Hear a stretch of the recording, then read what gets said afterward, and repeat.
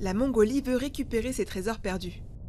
Depuis près d'un siècle, le désert de Gobi attire paléontologues et contrebandiers à la recherche d'œufs et de fossiles de dinosaures.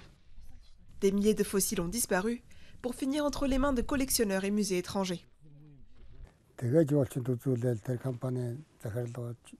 J'aide les touristes et les organisateurs de tours à repérer des os depuis 1990.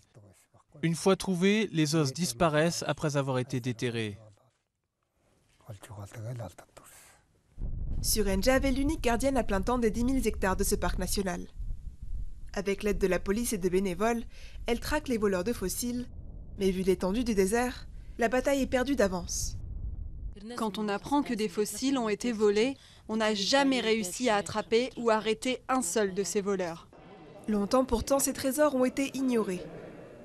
Les locaux considéraient les fossiles comme de simples os sans valeur.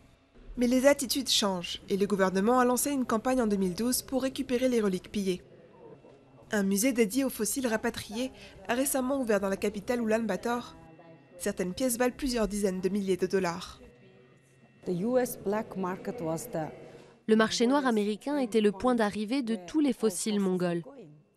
Avec l'aide des autorités américaines, on veut mettre fin à ce marché pour que les fossiles n'atteignent pas ces prix exorbitants. Des efforts qui commencent à porter leurs fruits. Selon l'ex-ministre, la Mongolie a récupéré quelques 30 fossiles des mains des contrebandiers.